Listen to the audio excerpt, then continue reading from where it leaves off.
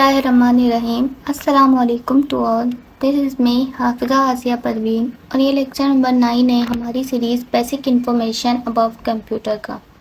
ये continuous lecture है जो हमारा लेक्चर नंबर 8 जिसमें हम कंप्यूटर मेमोरी को डिस्कस कर रहे थे, ये उसका सेकंड पार्ट है। तो इसमें हम प्राइमरी मेमोरी की सेकंड टाइप रोम को डिस्कस करेंगे। तो प्राइमरी मेमोरी की सेकंड टाइप है रोम, जिसकी फुल फॉर्म है हमारे पास रीड ओनली मेमोरी।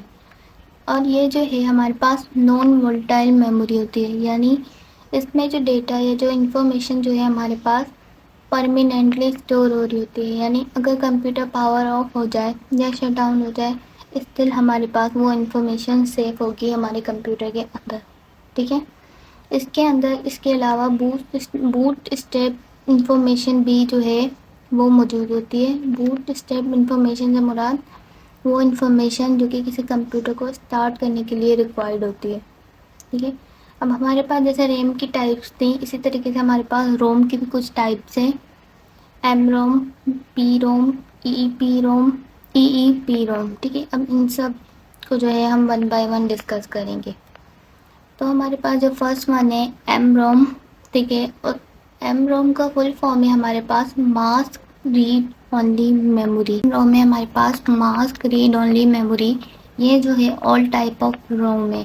ठीक है, तो इसमें जो है वो डेटा वो इंफॉर्मेशन स्टोर हो रही होती है जो कि परमानेंट तो होती है, बट जो ऐसी इंफॉर्मेशन स्टोर हो रही होती है जिसको हम जो है मज़ीद जो है उसको अपडेट या मॉडिफाई नहीं कर सकते।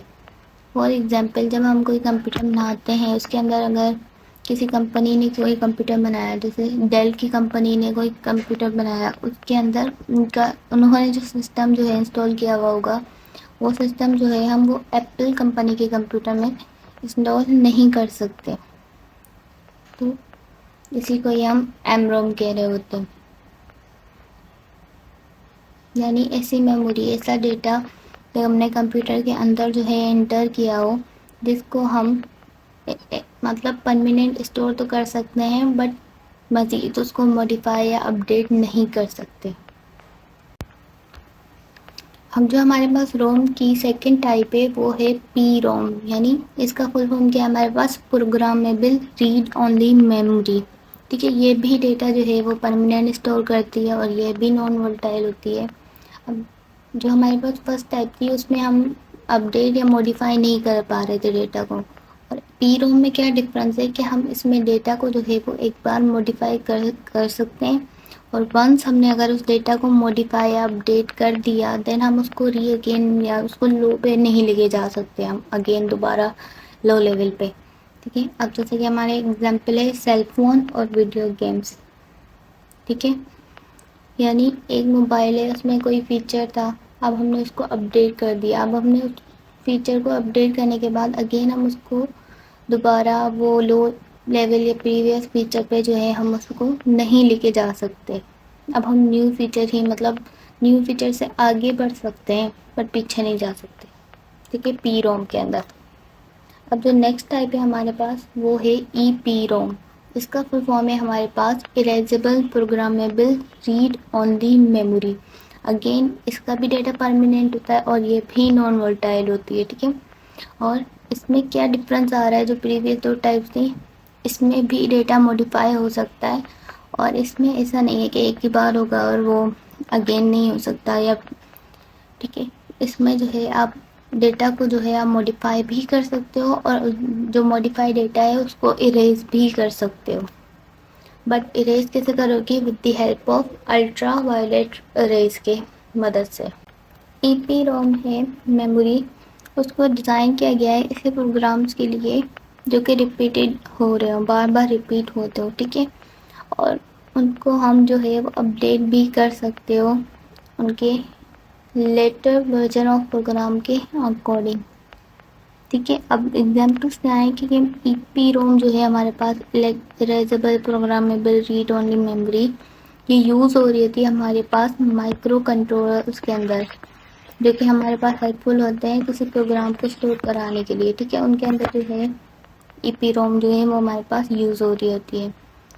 अब कहाँ पे हो रही होती है? बायोस के अंदर, यानी बेसिक इनपुट आउटपुट सिस्टम के अंदर, और LUT के अंदर, लुकअप टेबल।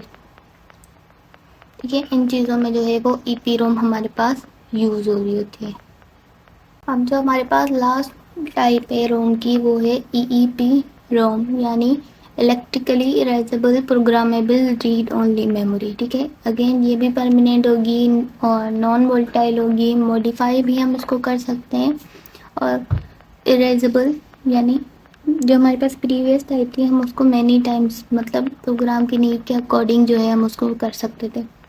इसमें जो है हमें एक स्पेसिफिक नंबर दिया गया है कि हम इतनी टाइम्स जो है हम इसको इरेजेबल कर सकते हैं। तो ये 1000 नहीं है, ये 10,000 है, इसमें 1 0 कम है। ओके, तो with the help of electrically जो है हम इसको मॉडिफाई कर सकते हैं, एंड मॉडिफाई करने के बाद इरेज भी कर सकते हैं। ठीक है, अब जो है हमारे पास ये जो EEPROM है, वो हमारे पास जो है स्मॉल अमाउंट में डेटा जो है वो स्टोर कर रही होती है। PROM जो है हमारे पास जो है वो डेटा स्टोर कर रही होती है in the form of small amount में। ठीक है, बहुत कम तादाद में। एग्जाम्पल हमारे पास है USB SD कार्ड के अंदर जो हम डेटा स्टोर कर रहे होते हैं, वो स्टोर किस मेमोरी की हेल्प से कर रहे होते हैं? EEPROM के।